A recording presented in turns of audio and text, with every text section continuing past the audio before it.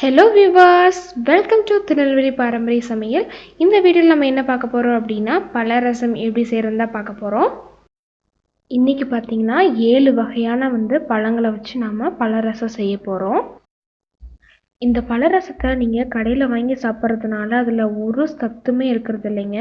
அது ரொம்ப நாள் கெடாமல் இருக்கிறதுக்கு நிறைய ப்ரிசர்வேட்டிவ்ஸ் ஆட் பண்ணுவாங்க. அப்புறம் ஆர்டிஃபிஷியல் கலர்ஸு, அப்புறம் சர்க்கரையெல்லாம் ஆட் பண்ணுவாங்க.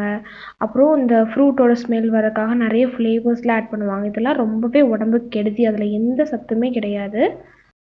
ஆனால் நம்ம இந்த வீட்டில் செய்யும்போது பார்த்திங்கன்னா ப்ரிசர்வேட்டிவ், கலர், ஃப்ளேவர் இது எதுவுமே ஆட் பண்ணுறது கிடையாது.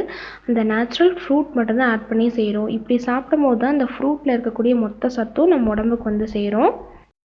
நீங்கள் வீட்டில் செய்யும்போது கண்டிப்பாக அந்த பழங்களை ஜூஸ் போட்டு குடிக்காதீங்க. ஏன்னா ஜூஸ் போடும்போது அதில் உள்ள சக்கை நம்ம தனியாக வடிகட்டி எடுத்துருவோம்.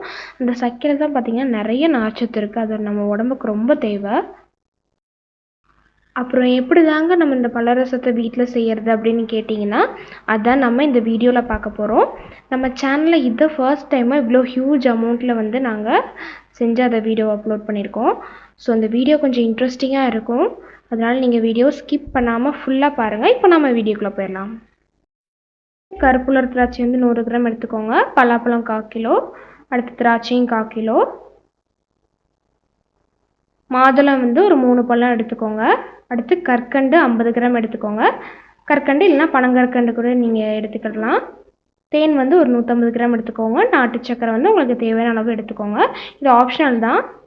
அடுத்து பப்பாளி ஒரு 3/4 கிலோ எடுத்துக்கோங்க. ஆப்பிள் ஒரு 2 பழம் எடுத்துக்கோங்க. அடுத்து ஒரு வாழைப்பழம் ஒரு 12 வாழைப்பழம் எடுத்துக்கோங்க. மாம்பழம் ஒரு 1 கிலோ எடுத்துக்கோங்க. டேட்ஸ் 1/4 கிலோ போதும். இதில் மாம்பழம், வாழைப்பழம், பப்பாளி இதெல்லாம் பார்த்திங்கன்னா நாங்கள் செய்யறதுக்கு ஒரு 3 நாளைக்கு முன்னாடியே வாங்கி வச்சிட்டோம். அப்போ தான் செய்யும்போது நல்லா பழுத்து நல்லா டேஸ்ட்டாக இருக்கும். அடுத்து நம்ம எடுத்து வச்ச பழங்களை எல்லாத்தையும் இந்த மாதிரி குட்டி குட்டியாக நறுக்கி எடுத்து வச்சுக்கோங்க. இப்போ நம்ம எப்படி செய்யறதுன்னு பார்க்கலாம். இப்போது ஒரு பெரிய பாத்திரத்தை எடுத்துகிட்டு அதில் நம்ம ஃபஸ்ட்டு வாழைப்பழத்தை ஆட் பண்ணிக்கலாம். நீங்கள் எடுக்கும் போது நல்லா பெரிய பாத்திரமாகவே எடுத்துக்கோங்க. அப்போ தான் நம்ம ஒவ்வொன்றா ஆட் பண்ணி மசிக்கும் போது அது வெளியே வராமல் இருக்கும்.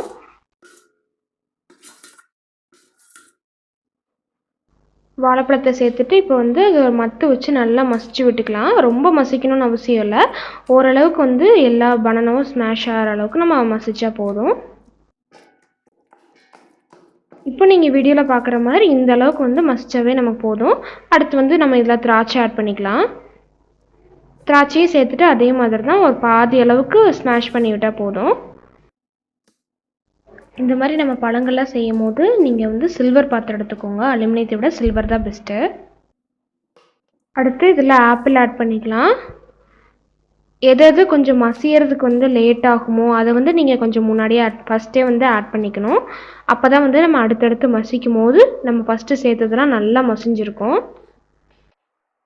அடுத்து இதில் பப்பாளி ஆட் பண்ணிக்கலாம்.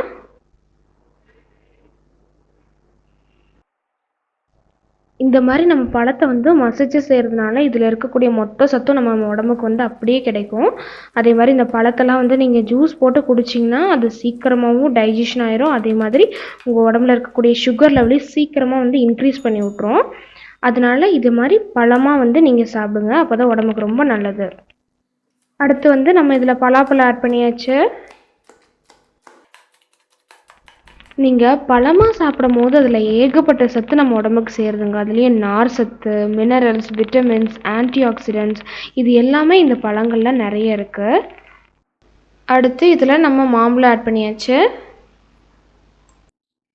நம்ம கடையில் வாங்கி குடிக்கிற அந்த பழரசத்தில் எத்தனை பேர் அந்த ரியல் ஃப்ரூட் ஆட் பண்ணுறாங்க சொல்லுங்கள். முக்கால்வாசி பார்த்திங்கன்னா எல்லாமே இந்த ஃப்ரூட்டோட ஃப்ளேவர்ஸ் மட்டும்தான் ஆட் பண்ணுறாங்க. இதில் ஒரு சத்துமே கிடையாது.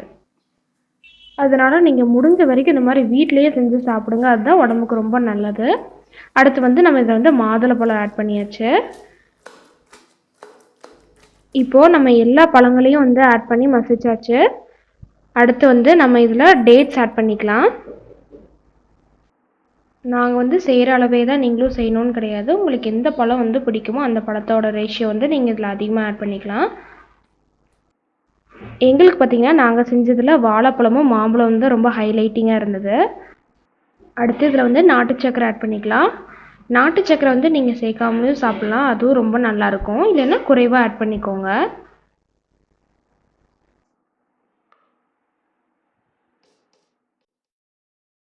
அடுத்து இதில் வந்து நம்ம தேன் ஆட் பண்ணிக்கலாம். இந்த பாட்டில் பார்த்திங்கன்னா ஒரு 300 கிராமு. இதில் வந்து நாங்கள் 150 கிராம் மட்டும் ஆட் பண்ணிக்கிட்டோம். இந்த பாட்டிலுக்கு பாதி தேன் மட்டும் நாங்கள் ஆட் பண்ணியிருக்கோம். எங்கள் வீட்டில் பார்த்திங்கன்னா எப்போவுமே மார்த்தாண்டா சொசைட்டி தேன் தான் யூஸ் பண்ணுவோம். இந்த வாட்டி லாக்டவுன் டைம்னால் எங்களால் அதை வாங்க முடியல. ஸோ அதனால் லோக்கல் தேன் தான் வாங்கி யூஸ் பண்ணியிருக்கோம். பழங்கள் வாங்குறதே பெரிய சிரமமாக போச்சு எங்களுக்கு. அடுத்து வந்து இதில் கருப்பு உலர் திராட்சை வந்து ஆட் பண்ணிக்கலாம்.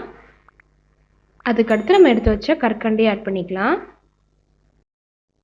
நாங்கள் இதில் இனிப்புக்காக வந்து நாட்டு சக்கரை, கற்கண்டு, தேன் ஆட் பண்ணியிருக்கோம். இதில் நாட்டு சக்கரையும் கற்கண்டும் வந்து ஆப்ஷனல் தான். தேன் மட்டும் நீங்கள் கம்பல்சரியாக ஆட் பண்ணிக்கோங்க. ஏன்னா பழங்களோட தேன் கலந்து சாப்பிடும்போது டேஸ்ட் இனிமேல் சூப்பராக இருக்கும். அவ்வளோதாங்க. இப்போ நம்ம எல்லாத்தையும் மிக்ஸ் பண்ணியாச்சு. இப்போ ஒரு பவுலில் சர்வ் பண்ணிடலாம். நான் வந்து மார்னிங் வந்து பிரேக்ஃபாஸ்ட்டுக்கே நாங்கள் இதான் சாப்பிட்டோம். இந்த ஒரு பவுலே வந்து எங்களுக்கு சாப்பிட்டோன்னே வயிறு ஃபுல்லாகிடுச்சு. என்னடா இதை மட்டும் சாப்பிட்டா எப்படி வயிறு பசி அடங்கும் அப்படின்னு நிறைய பேர் நினைப்பீங்க. ஆனால் நாங்கள் மார்னிங்க்கு வந்து அந்த ஒரு பவுல் மட்டும் தான் சாப்பிட்டோம். நல்லா வயிறு பசி அடங்கிருச்சு. அதேமாதிரி நாங்கள் சாப்பிட்டு ஃப்ரிட்ஜில் வச்சு அடுத்த நாள் எடுத்து சாப்பிட்டோம். அப்போது முந்தின நாள் இருந்த டேஸ்ட்டை விட அடுத்த நாள் வந்து ரொம்ப சூப்பராக இருந்தது. நீங்களும் உங்கள் வீட்டில் கண்டிப்பாக ட்ரை பண்ணி பாருங்கள். இந்த வீடியோ உங்களுக்கு ரொம்ப பிடிச்சிருக்கும் நம்புகிறேன். பிடிச்சிருந்தா மறக்காமல் லைக், ஷேர் பண்ணுங்கள். அப்புறம் இந்த ரெசிபியை கண்டிப்பாக உங்கள் வீட்டில் ட்ரை பண்ணி பார்த்துட்டு மறக்காமல் கமெண்ட் செக்ஷனில் சொல்லுங்கள். அப்புறம் எங்கள் சேனலுக்கும் மறக்காமல் சப்ஸ்கிரைப் பண்ணிடுங்க. Okay, bye. See you on next video.